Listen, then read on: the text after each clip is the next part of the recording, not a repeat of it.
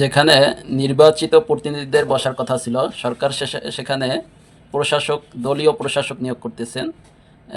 আওয়ামী ফ্যাসিস্টরা যেভাবে দলীয়করণ করেছেন, বর্তমান বিএনপি সরকারও সেই একই পথে হাঁটতেছেন এবং বিভিন্ন বিশ্ববিদ্যালয় ভিসি তারা যোগ্যতার চেয়েও দলীয় বিবেচনায় তাদেরকে নিয়োগ দিচ্ছেন। এটা জাতির জন্য অশনি সংকেত।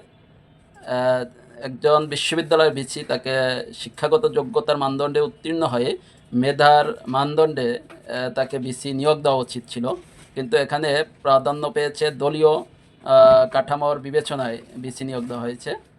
তারপরে পৌরসভার যে সিটি কর্পোরেশনের মেয়র জনপ্রতিনিধি যে নির্বাচনের মাধ্যমে হওয়ার কথা ছিল, সেটা দলীয় বিবেচনায় যারা পরাজিত প্রার্থী ছিল নির্বাচনে তাদেরকে দেওয়া হয়েছে।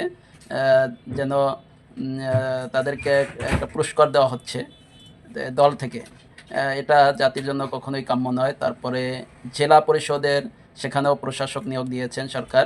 তাই এভাবে আস্তে আস্তে সরকার হঠাৎ করে কেন বলতেই পারে সব জায়গায় প্রশাসক আছে, নির্বাচনের প্রয়োজন নেই, নির্বাচন দেওয়ার লেন্দি প্রসেস করার একটা পায়তারা চলতেছে, যাতে করে 2-2.5 বছর পর যদি নির্বাচন দেয়, পরবর্তী সরকার যদি চেঞ্জও হয়, সেক্ষেত্রেও তাদের জন্য স্থানীয় প্রতিনিধিরা যেন পরবর্তী সরকারের সময়ও প্রভাব বিস্তার করতে পারে, এরকমের একটা মেন্টালিটি নিয়ে সরকার এগোচ্ছে।